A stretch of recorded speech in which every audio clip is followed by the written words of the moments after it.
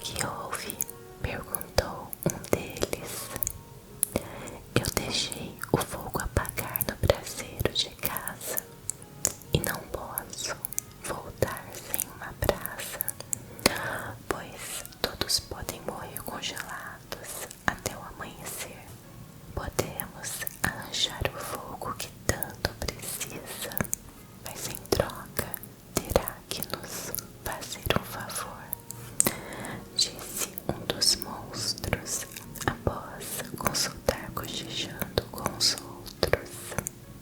Como todos estavam rindo, o medo aumentou mais ainda. Porém, sem outro jeito, ela respondeu: está bem, se me arranjarem o fogo, farei qualquer coisa por vocês. Os monstros pediram um favor macabro. Disseram que um dos companheiros havia falecido e queriam que ela guardasse o corpo por 3 dias e 3 noites. Apesar do pedido lhe causar pavor, sem outro jeito de resolver a questão, ela se dispôs a atender a estranha solicitação. Assim, carregando pesado o corpo nas costas e segurando o porta-brasas na mão, ela voltou para casa no esforço sobre-humano. Restabelecido o fogo no braseiro, tratou de esconder o corpo debaixo do monte de palha de arroz e foi finalmente dormir.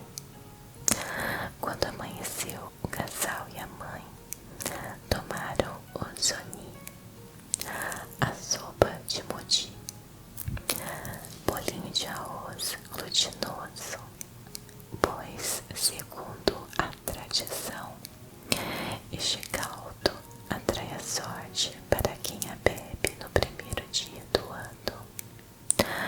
A jovem esposa, porém, se sentia incomodada só de lembrar que naquela casa havia um corpo debaixo da palha. Por mais que quisesse participar da alegria do marido e da sogra, pela esperançosa chegada do ano novo, não conseguiu disfarçar sua inquietação e, de quando em quando, olhava preocupada com os cantos dos olhos para o monte de palha. O marido, que já tinha percebido sua falta de atenção na animada conversa e seu ar de preocupação, assustando-se com qualquer